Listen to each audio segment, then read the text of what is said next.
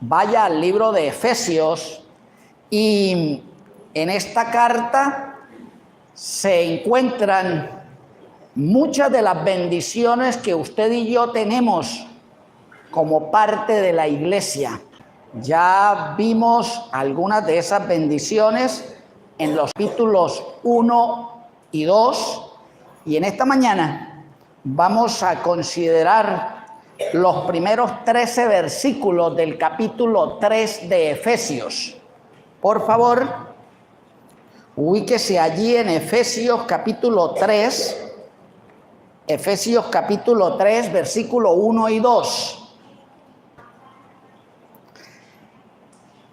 Versículos, 1 al 13 del capítulo 3 de Efesios. Por esta causa, yo, Pablo, prisionero de Cristo Jesús por vosotros los gentiles, si es que habéis oído de la administración de la gracia de Dios que me fue dada para con vosotros, que por revelación me fue declarado el misterio, como antes lo he escrito brevemente, leyendo lo cual podéis entender cuál sea mi conocimiento en el misterio de Cristo.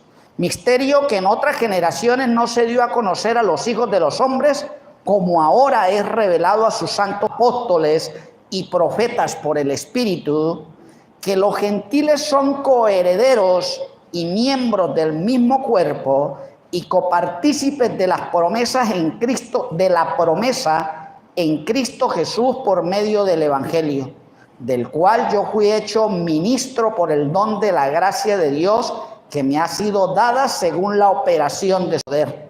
A mí, que soy menos que el más pequeño de todos los santos, me fue dada esta gracia de anunciar entre los gentiles el evangelio de las inescrutables riquezas de Cristo y de aclarar a todos cuál sea la dispensación del misterio escondido desde los siglos en Dios, que creó todas las cosas, para que por la multiforme sabiduría de Dios sea ahora dada a conocer por medio de la iglesia a los principados y potestades en los lugares celestiales, conforme al propósito eterno que hizo en Cristo Jesús nuestro Señor, en quien tenemos seguridad y acceso con confianza por medio de la fe en Él, por lo cual pido que no desmayéis a causa de mis tribulaciones por vosotros, los cuales son vuestra gloria. En este pasaje se encuentra una bendición muy especial, y yo la he titulado la bendición de los derechos como hijo de Dios. Cuando hablo de derechos, me estoy refiriendo a lo que le corresponde a una persona por ley. En el plano jurídico nuestro, muchas de las cosas que a veces se discuten bajo ley, y algunos dicen que esos son mis derechos. Resulta que como hijos de Dios, usted y yo hemos obtenido por su gracia algunos derechos que nos corresponde, que a veces no lo disfrutamos, eso es otra cosa, pero que usted tiene por derecho al ser reconocido como hijo de Dios. Ahora, mencionando esa última expresión de hijo de Dios, yo quiero hacer algunas preguntas. Y la primera es quizás hasta básica y fundamental, pero que es importante que la definamos y la entendamos bien. Y es, ¿cómo llego a ser hijo de Dios? ¿Cómo llego yo a ser hijo de Dios? Bien, cuando le reconozco como mi Salvador. Por favor, alguien lea Juan 1:12.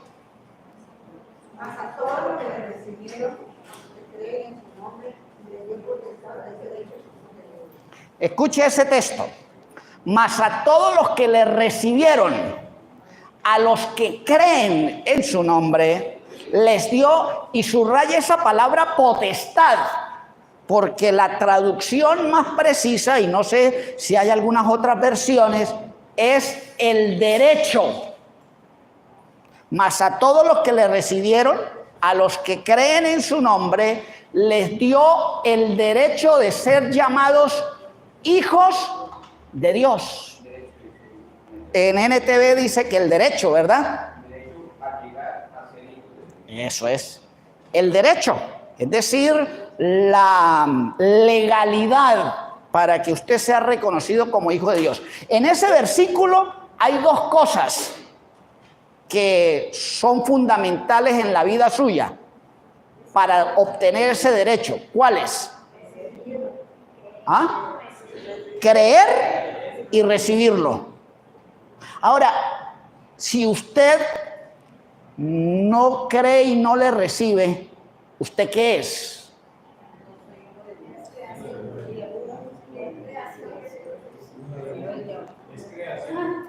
La hermana Noemí dice que hijo del diablo.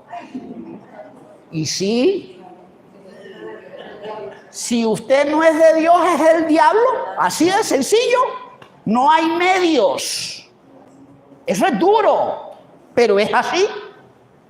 O usted es hijo de Dios o es hijo del diablo. Ya. No existen más relaciones en el universo. No existen más relaciones. O usted es hijo de Dios o es hijo del diablo. Duro. Pero así es. Ahora, ya que llegamos a ese punto, entonces hagamos la segunda pregunta. Listo, ya sé que creyendo y recibiendo, yo paso a obtener el derecho. Pero, ¿eso cómo se evidencia? ¿Cómo? Y la pregunta yo la establecí allí en el Yadá. ¿Cuáles son los principales aspectos que se determinan en una persona como hijos de Dios? Es decir, en la práctica, porque vamos a ser sinceros, si yo pregunto hoy, y ya después de haber aclarado que unos son hijos del diablo y otros son hijos del Dios, yo creo que todos los que estamos aquí vamos a decir, no, yo soy hijo de Dios. Porque claro, ninguno quiere reconocer que es hijo del diablo, porque eso suena muy duro y yo no lo reconozco. Pero tenemos que ser muy sinceros y entrar a un punto muy que la Biblia señala algunos aspectos, y ahí hay unas citas, y por favor vaya y mire esa cita, porque necesitamos ver la palabra, que ella nos oriente. Vaya a Romanos 8, versículo 15 al 16. Romanos 8, 15 al 16. ¿Qué dice?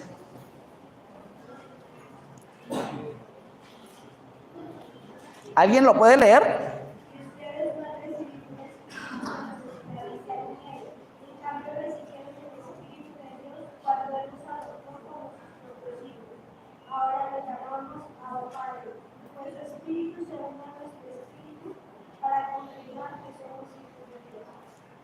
¿Qué aspecto hay allí que le, digámoslo de esta manera, le ayuda a usted a confirmarse como hijo de Dios? Bien, la recepción del Espíritu Santo. Es decir, usted cuenta con el Espíritu Santo en su vida y dice, literalmente dice, que el Espíritu Santo da testimonio a nuestro espíritu de que ¿qué? De que somos hijos de Dios. O sea, el Espíritu Santo confirma en nuestra propia vida que yo le pertenezco. Que yo le pertenezco. Ese es un aspecto. Segundo aspecto, por favor vaya a Juan 8:47. El que es de Dios, las palabras de Dios oye. Por esto no la oís vosotros, porque no sois de Dios. ¿Qué aspecto hay allí que determina que yo soy de Dios, que soy hijo de Dios? Oye la palabra de Dios. Y ojo con eso. Oye la palabra de Dios. Es decir, si en mi vida la palabra de Dios no es relevante, Si en mi vida la palabra de Dios no trasciende, ¿qué podrá estar pasando? Y esto es para que pensemos, porque dice literalmente que el que oye la palabra de Dios es de Él. Y si yo no oigo la palabra de Él,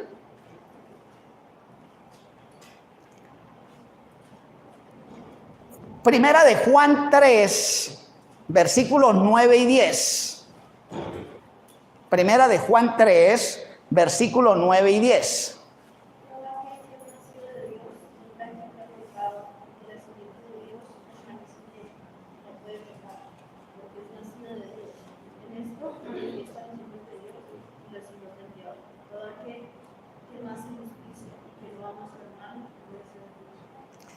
La verdad, ahí hay 3 aspectos. ¿Los pueden reconocer, no? Bien, 1. El Hijo de Dios no practica el pecado. Ahora, no sé si en la cabeza de ustedes algunos dicen, y entonces, pues ustedes ninguno. Porque si es así, ninguno. Ni el pastor. Hay que hacer diferencia entre practicar y cometer. Es distinto. Practicar y cometer pecado es distinto. La práctica se define por 2 cosas. 1, por la continuidad de un pecado. Y 2, por la satisfacción en ese pecado. O sea, el que está cometiendo un pecado, dele, día tras día, y no hay arrepentimiento verdadero, sino remordimiento, porque muchas veces hay remordimiento. O sea, uno dice, sí, estoy haciendo mal, pero igual permanezco ahí. No hay cambios. No doy la vuelta. Recuerden que en alguna oportunidad yo expliqué que el concepto de arrepentimiento es girar, es darle la espalda al pecado. Si no hay eso, y yo más bien digo, pues el Señor al fin y al cabo tendrá que perdonarme, y me desenfreno en el pecado, eso se llama práctica de pecado. Ahora, el Hijo de Dios puede cometer pecados, y los comete, pero en su interior está el mismo Dios redarguyéndolo para decirle, estás mal, arrepiéntete, cambia, transforma, y de alguna manera la misma operación de Dios hace que uno entonces confiese el pecado, y si no, viene la disciplina de Dios. Porque Dios disciplina a sus hijos. Los otros no. Los hijos del diablo no los disciplina Él. Porque ya esos están condenados.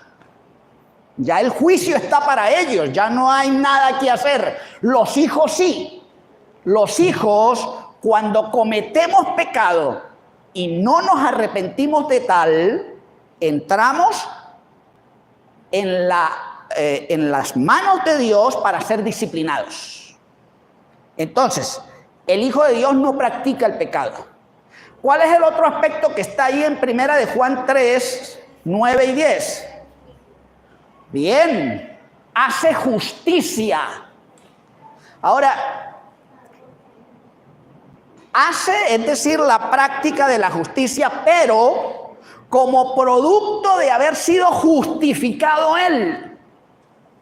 Nadie puede aplicar justicia verdadera y genuina sin antes haber sido justificado Él.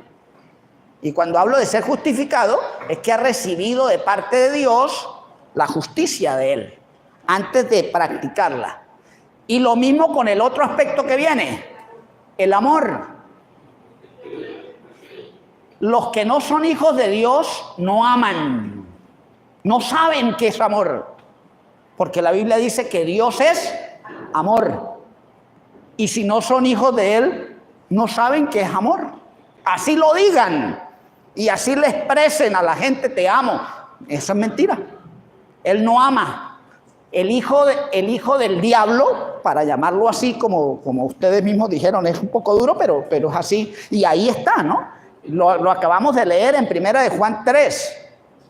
Usted lo leyó, ¿verdad? En el versículo 9 y 10, ahí dice: los que no son de Dios no aman, pero los hijos de Dios podemos amar porque hemos conocido al Dios de amor. Entonces, resumamos aquí, porque esto es parte de la introducción, imagínense, va a estar el sermón más largo hoy que...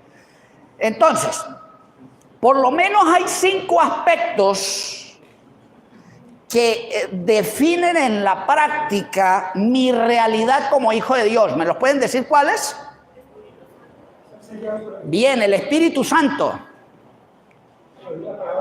la palabra de Dios, no practicar el pecado, hacer justicia y vivir en amor. Si usted tiene falencias en esos 5 aspectos, yo le motivo hoy para que examine su vida. O sea, mire, de todo corazón, haga un análisis bajo esos 5 aspectos. O sea, ¿cómo está usted, su realidad frente a esos 5 aspectos? Y no le dé ni miedo, ni vergüenza, ni nada. Tenés que reconocer y decir, no, pues yo tengo problemas porque no soy hijo de Dios. Y cuando usted diga que no es hijo de Dios, inmediatamente me está diciendo a mí que es hijo del diablo y que está en condenación eterna. Y eso es desastroso. Pero como hoy el énfasis es la gracia, entonces no podemos simplemente reconocer y decir, pues bueno, yo soy hijo del diablo y aquí estoy y no sé. No. Hay oportunidad de Dios para ubicarnos en su gracia. Y en esa gracia, ahora sí, si usted mira, vaya por favor a Efesios capítulo 3.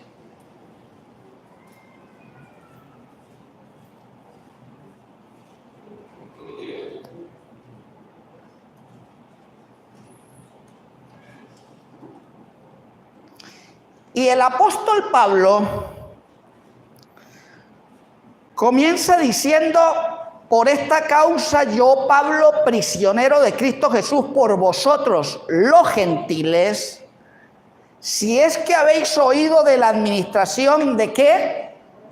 De la gracia de Dios que me fue dada para con vosotros, que por revelación me fue declarado. Y de ahí en adelante, ya leímos ese pasaje, usted va a encontrar la palabra misterio. Misterio. Es decir, Pablo lo que está diciendo, palabras más, palabras menos, es: miren, yo me voy a dirigir a ustedes para comentarles que por gracia yo he recibido revelación de Dios para comunicarles un misterio. Y él, mire el versículo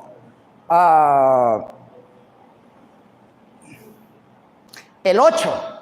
Por favor, lea el 8.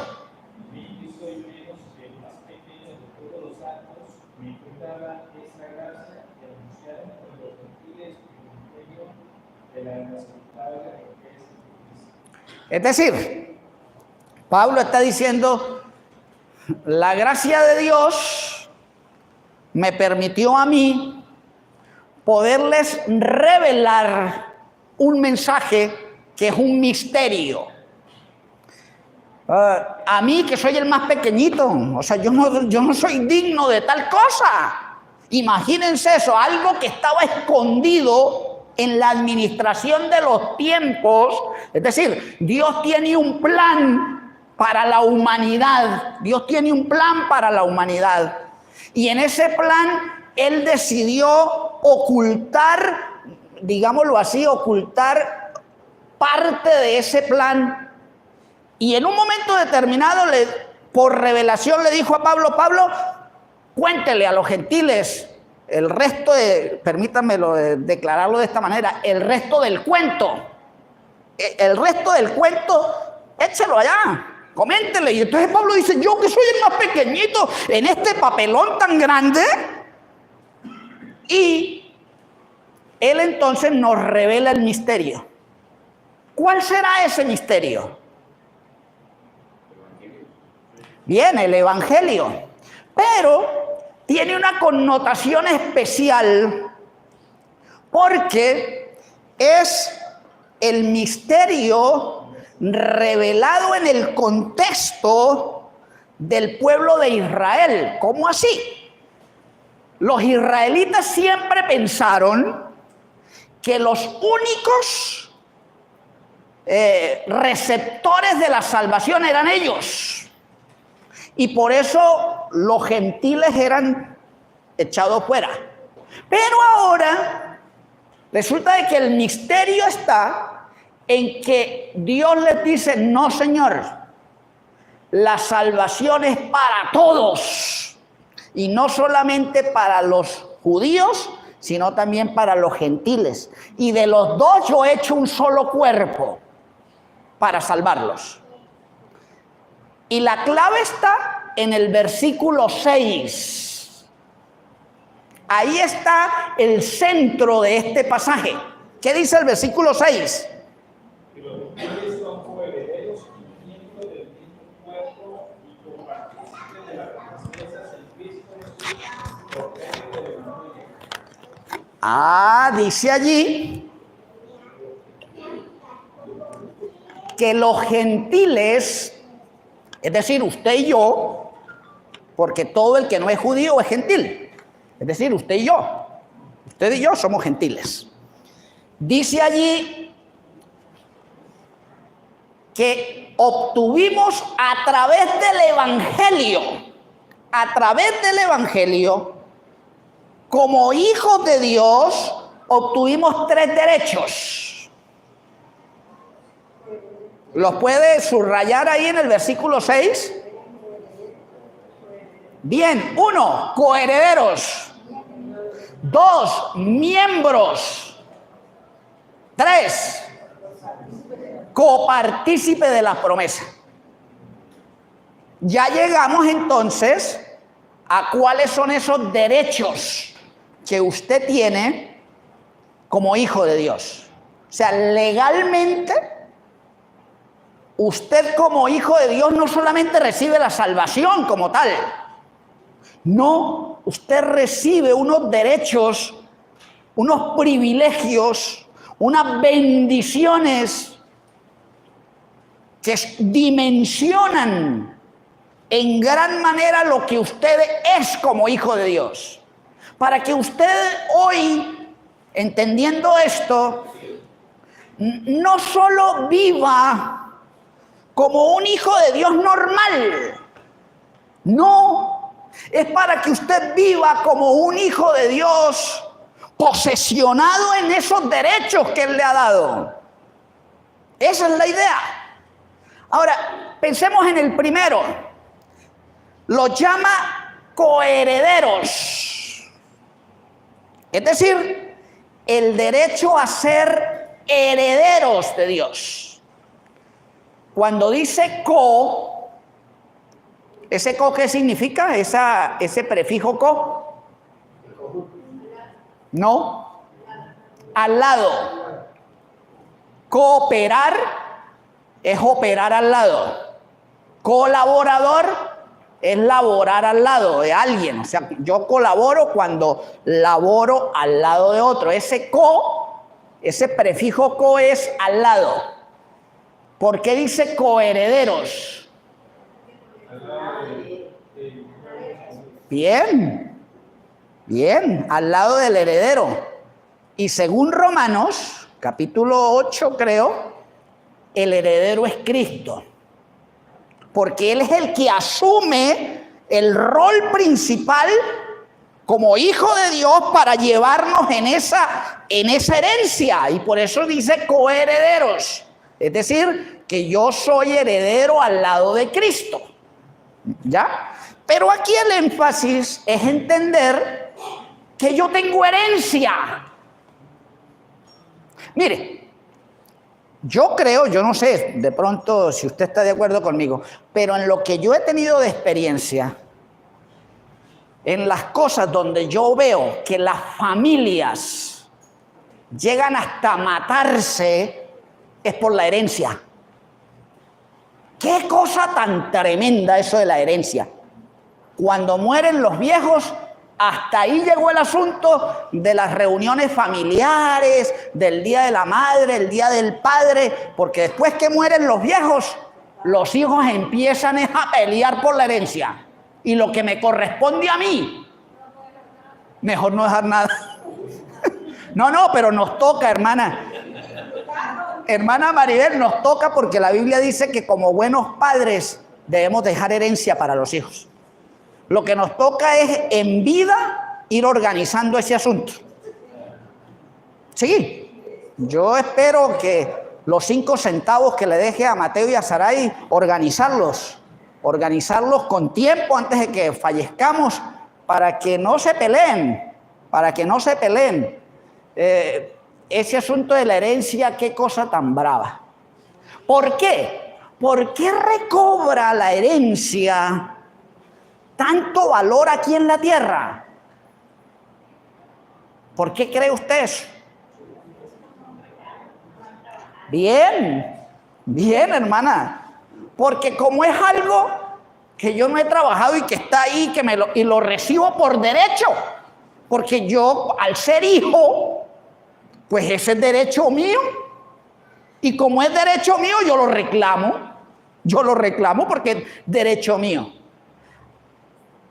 Qué rico sería, qué hermoso sería que nosotros, como hijos de Dios, tuviéramos la misma actitud por la herencia espiritual. Pero a veces, algunos hasta, yo tenía herencia. Imagínense eso. O sea, espiritualmente a veces estamos tan desinteresados que se me olvida que yo tengo herencia. Yo tengo herencia. En el Antiguo Testamento, la concepción de herencia estaba prefijada en territorio, en tierra. De hecho, cuando el pueblo de Israel, en el liderazgo de Josué, repartió la tierra, y esa tierra es estipulada como herencia de las tribus, o sea, de ahí en adelante ese territorio era asignado como una especie de herencia para cada tribu. Hubo una tribu que no recibió herencia, que no recibió tierra. ¿Cuál? Los levitas. Por el servicio que ellos ofrecían al Señor, entonces no recibían herencia. Y en el Salmo 16 se encuentra la descripción de la manera como los levitas concebían lo que a ellos les había correspondido. Por favor, vaya a Salmo 16, versículo 1 al 8. Guárdame, Dios, porque en ti he confiado. Oh alma mía, dijiste la verdad, tú eres mi Señor, no hay para mí bien fuera de ti. Para los actos que están en la tierra y para los íntegros toda mi complacencia. Se duplicarán los dolores de aquellos que sirven diligentes a otro Dios. No ofreceré yo sus libaciones de sangre, ni en mis labios sumaré sus nombres. Jehová es la porción de mi herencia y de mi copa, tú sustentas mi suerte. Las cuerdas me cayeron en lugares deleitosos y es hermosa la heredad que me ha tocado. Le pregunto, ¿cuál es la herencia entonces para los levitas? porque esa es la concepción. La concepción, aunque obviamente está expresado por un salmo de David, pero la concepción de la herencia para los levitas era esa que está ahí en ese texto. Les pregunto, ¿cuál era la herencia? No, Dios mismo. Ahí dice. Y ese, oiga bien, ese es el modelo que Dios toma para el Nuevo Testamento en cuanto a la herencia para nosotros, los gentiles. Bien, casi nada. Nada más y nada menos que tener acceso al Dios mismo. Y por favor, ese texto del Salmo, mire el versículo 2, por favor.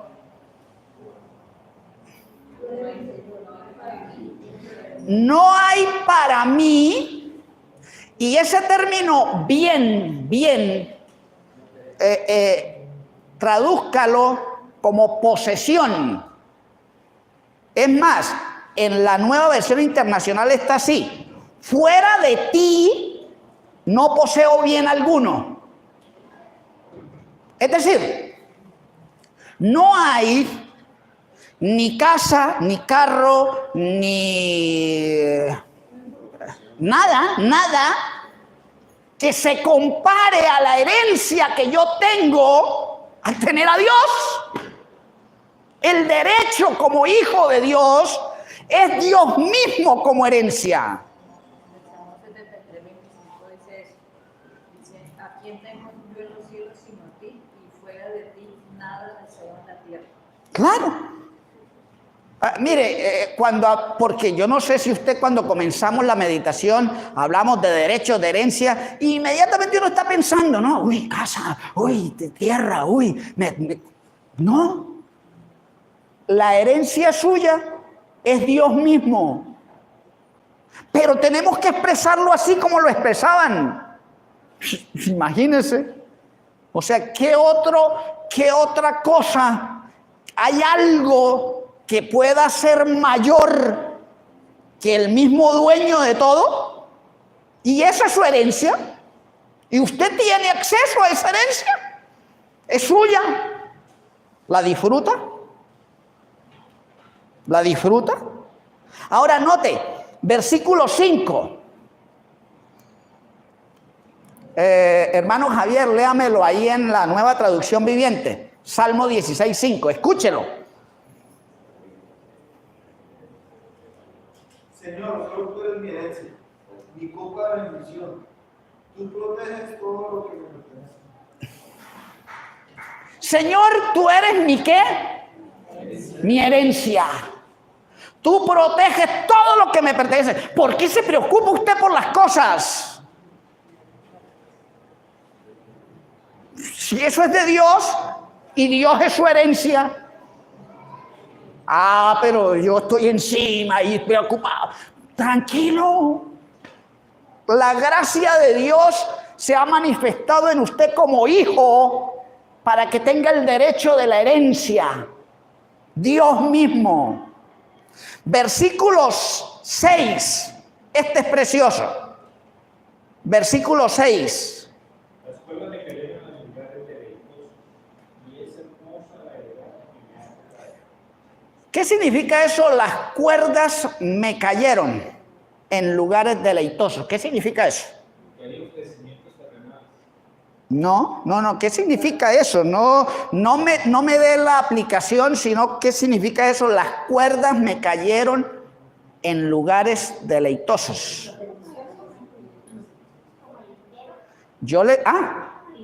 Y esta hermana Esther, bien, hermana Esther.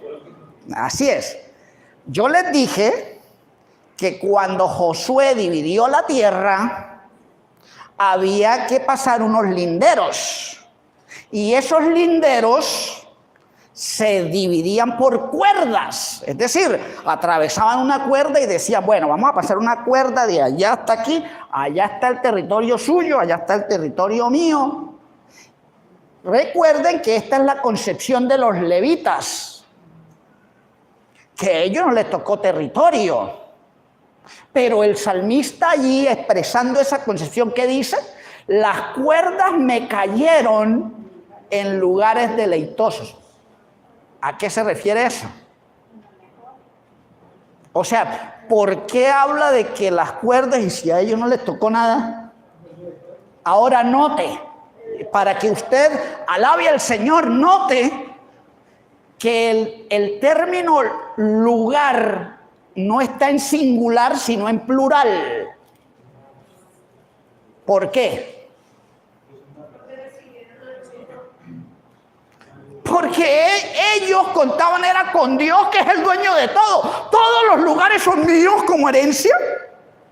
O sea, la mejor suerte me cayó a mí. La cuerda de la división se inclinó a favor mío, porque es un deleite los lugares, porque donde quiera que los levitas iban con Dios.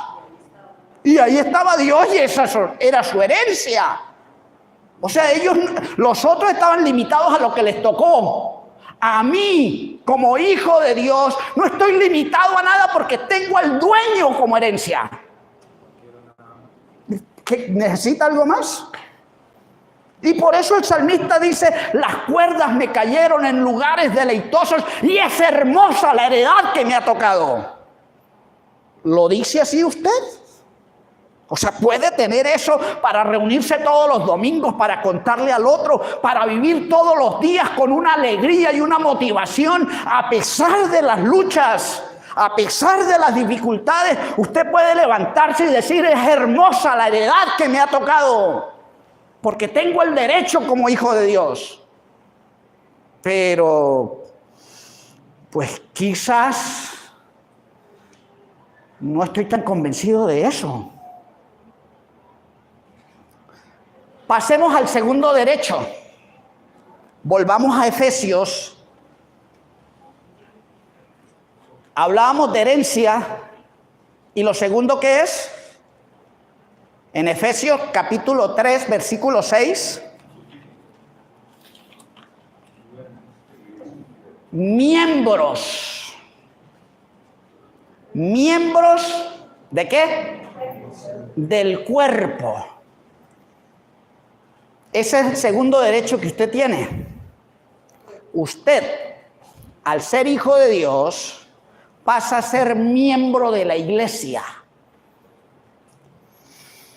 Hoy en día tenemos una dificultad terrible porque la gente que se llama cristiana se reconocen como socios de una iglesia. Socios. O sea, algunos inclusive, yo he conocido gente que lleva la cuenta de las ofrendas para después reclamar y después poner lo que él piensa, lo que yo creo, cómo se debe dirigir la iglesia. ¿Eso qué es? Un socio. Es alguien que está aportando para que las cosas se hagan de esta manera. No han entendido lo que es ser miembro. Es distinto ser miembro a ser socio. El socio hace un aporte y espera resultados. Aquí no. Ser miembro de la iglesia es simplemente ser insertado en ese cuerpo glorioso que tiene una cabeza, que es Cristo. Y por eso el cuerpo es direccionado a donde la cabeza lo lleve. Y la cabeza es Cristo. Tengo que reconocer que por mala orientación y a veces hasta perversa de los mismos líderes, pastores, la iglesia del Señor no está ubicada. Y yo lo tengo que reconocer como pastor, porque me corresponde eso. Y por eso oro al Señor, para que me dé su sabiduría y poder ser un correcto modelo de lo que Dios quiere a través de Cristo y no de lo que yo busco, porque me equivoco, porque tengo falencias y porque yo no puedo imponer la dirección del cuerpo. Yo no la puedo imponer. La dirección del cuerpo la impone Cristo. y Él es la cabeza. Y nosotros, y me incluyo yo, como miembro del cuerpo.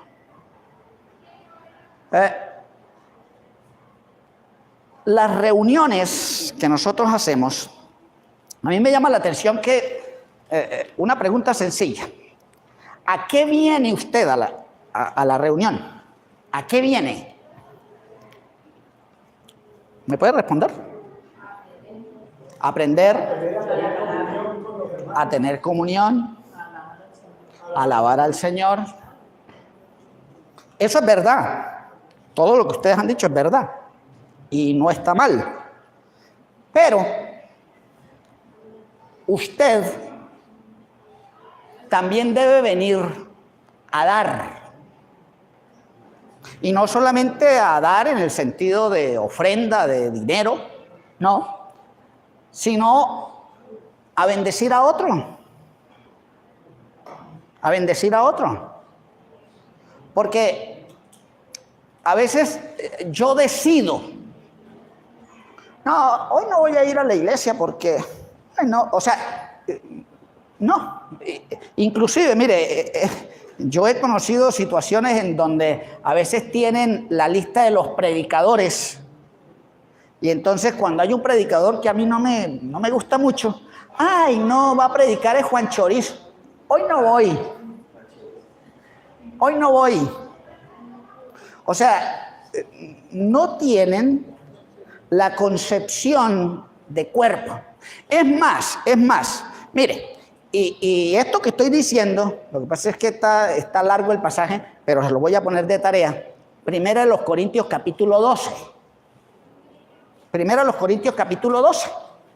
Ahí está la explicación de lo que es ser miembro. Y habla de esto que voy a decir. Yo voy a poner otros ejemplos.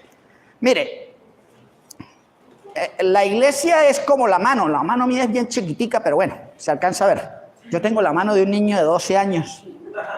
Seguro, a Camilo le da risa.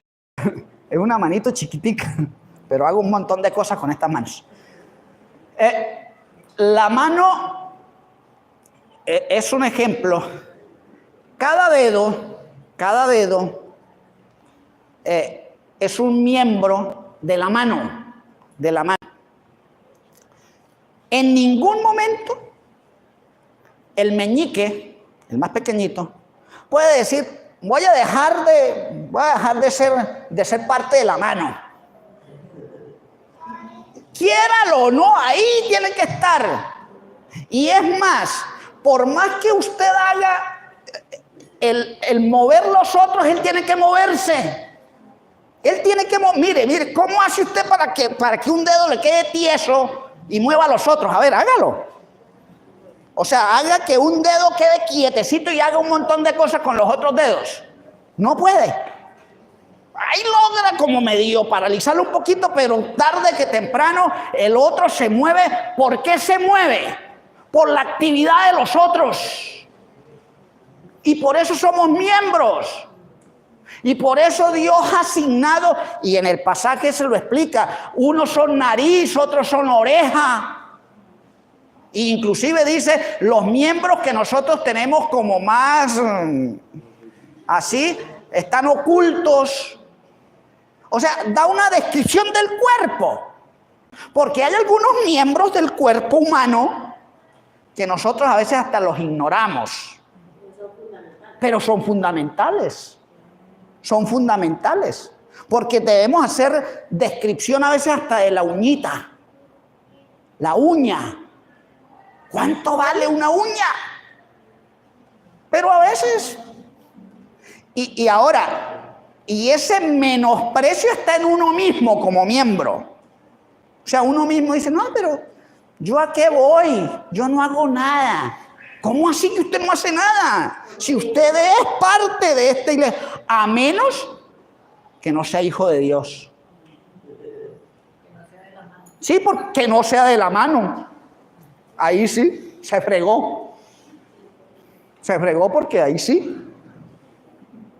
Pero si usted es miembro, usted está activo.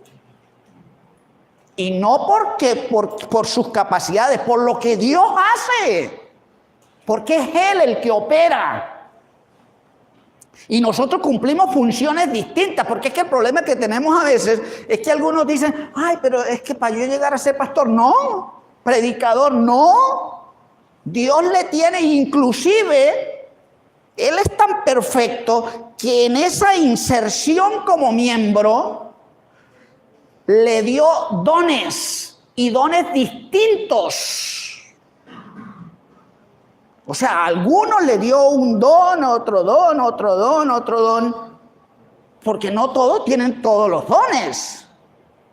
¿Para qué? Para que empecemos a engranarnos, porque la iglesia, el cuerpo de Cristo, es la herencia. O sea, pertenecer al cuerpo de Cristo, ¿eso es una herencia? Dios mismo, el cuerpo de Cristo. Y es más, aquí en esta parte voy a dar una definición porque es muy importante. Con el concepto del bautismo del Espíritu. Algunos a veces entre creyentes se preguntan, ¿ya fuiste bautizado con el Espíritu? Y algunos dicen, nada, todavía no. No sé qué estarán pensando. No sé qué estarán pensando. Pero la Biblia dice, y por favor, este texto sí quiero que lo leamos. Vaya a 1 Corintios, capítulo 12.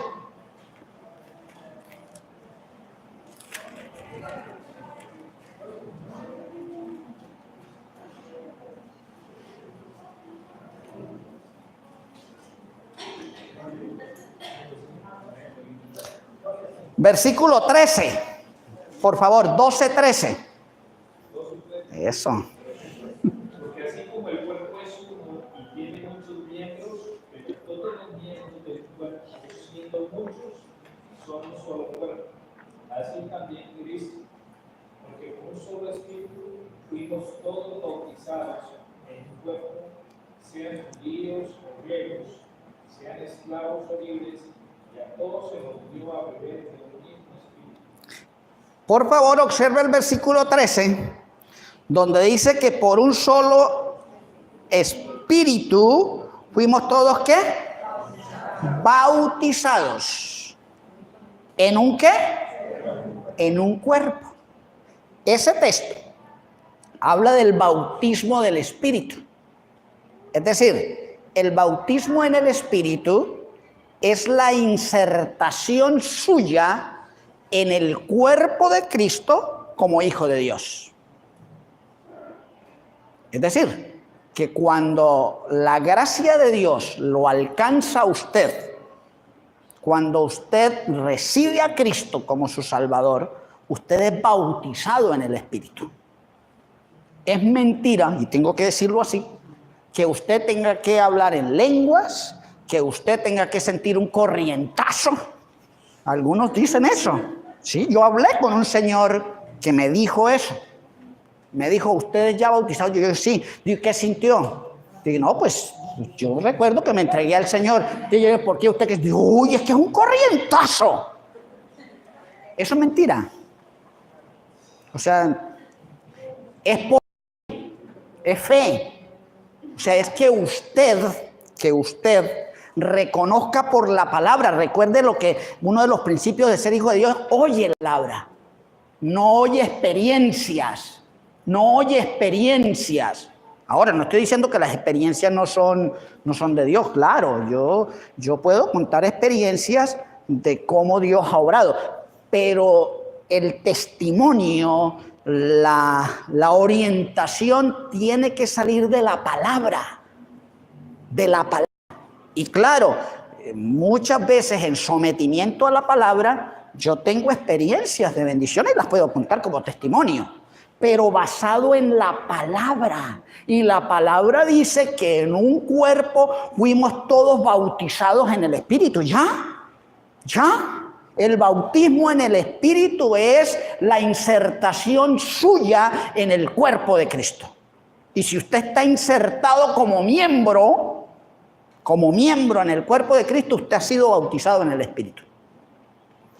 Terminemos Hablando del tercer derecho, en Efesios 3, versículo 6. Efesios 3, 6. Que los gentiles son coherederos, miembros del mismo cuerpo y copartícipes de la persona de Cristo Jesús por medio del regalo. Ya vimos que somos herederos, coherederos con Cristo.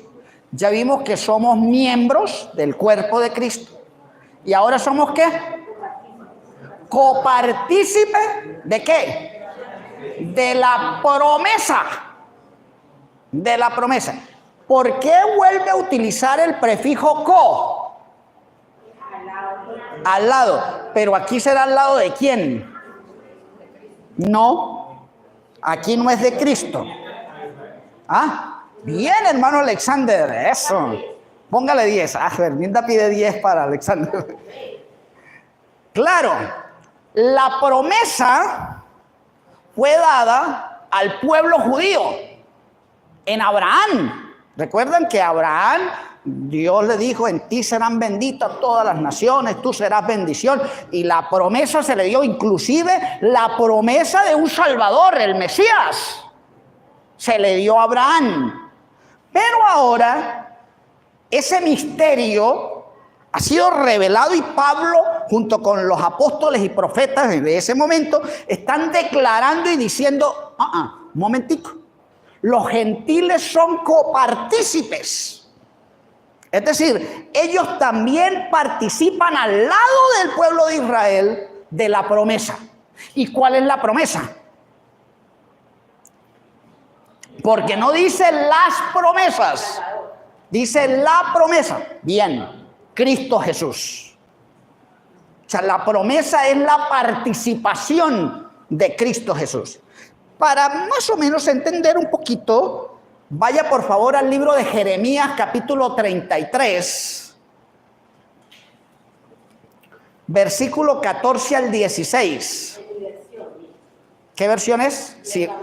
Si va a leer, ojalá, no tiene nueva versión internacional. Eso, mejor. Nueva versión internacional. 33, 14 al 16. Escuchemos este pasaje. Llegarán días, afirma el Señor, en que cumpliré la promesa de bendición que hice al pueblo de Israel y a la tribu de Judá. En aquellos días y en aquel tiempo haré que brote de David un renuevo justo, y él practicará la justicia. Ahí, paremos. Note. Dice ahí que va a llegar un momento donde se cumplirá la promesa. Y dice que será como un injerto del rey David, como rey. Pero quiero que señale ahí, donde dice, ¿y quién? Y él. Entonces se está refiriendo ¿a qué? A una persona. ¿Y quién es esa persona? Cristo Jesús. O sea, no son, porque a veces leemos muy rápido y decimos, ay, yo heredé las promesas y entonces empiezo a tirar para lo alto. No, dice que la promesa, y siempre nos está hablando en singular, y ahí especifica que es Cristo Jesús. Ahora sí, siga leyendo.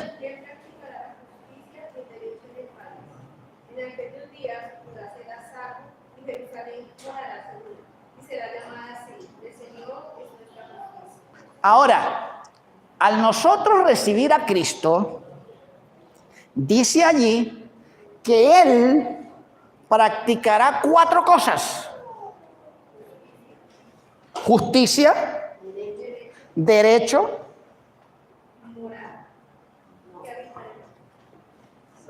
salvación, protección.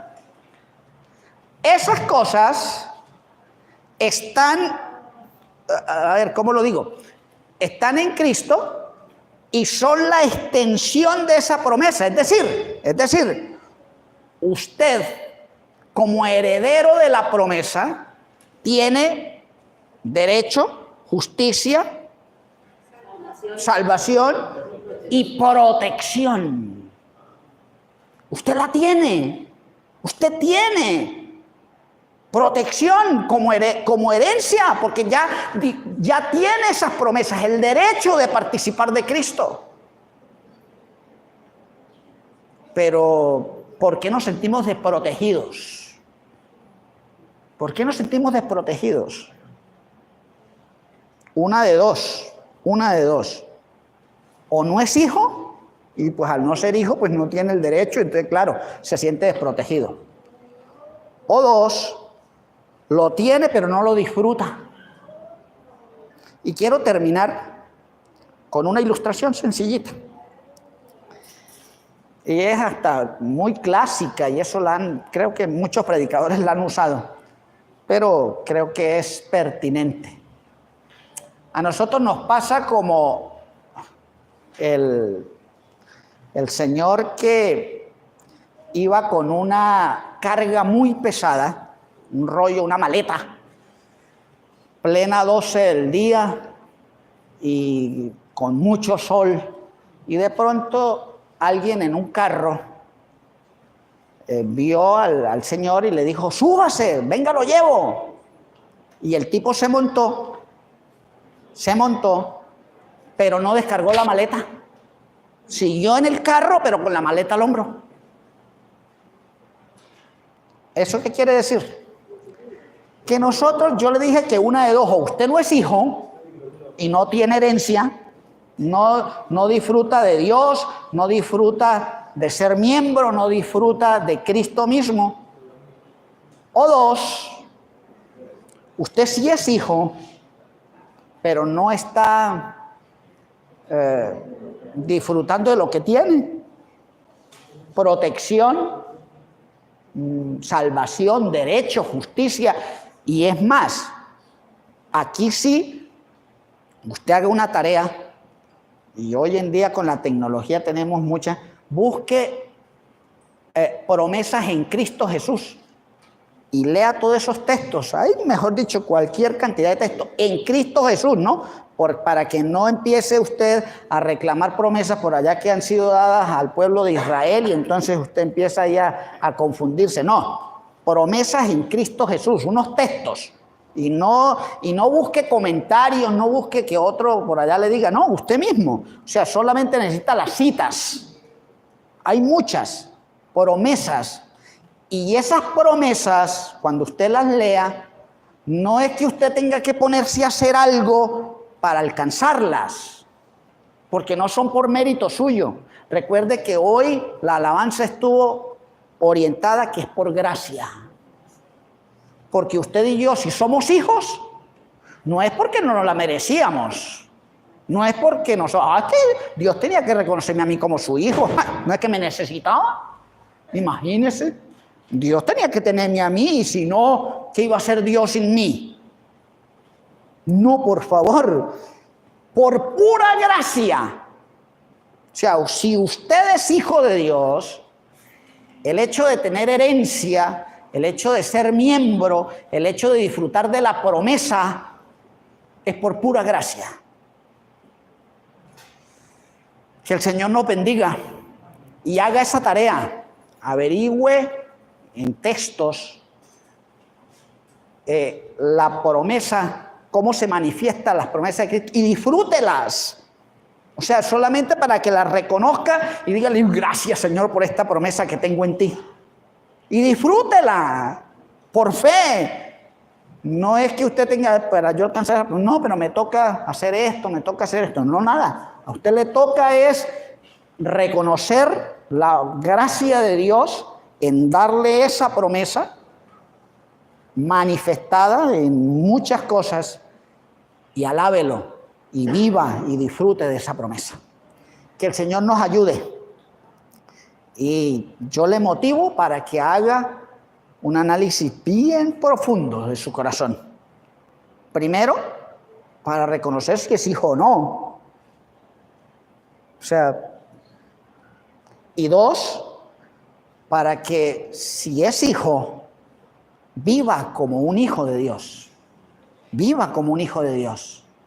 Disfrute de su herencia, de Dios mismo. Imagínense, Dios mismo es su herencia.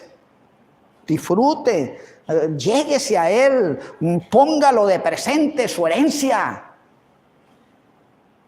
Disfrute de ser miembro de la iglesia. Ser miembro de la iglesia. No tome usted decisiones como si se pudiera separar y decir, no, usted es miembro, usted hace parte. Y así de pronto usted diga, no, pero es que allá me miran feo. Yo no creo eso, yo creo que pues nosotros como somos pecadores a veces hasta el pastor la embarra. Claro, a veces hasta desde aquí yo meto las de caminar. Pero de eso se trata, de que nos toleremos, de que nos ayudemos.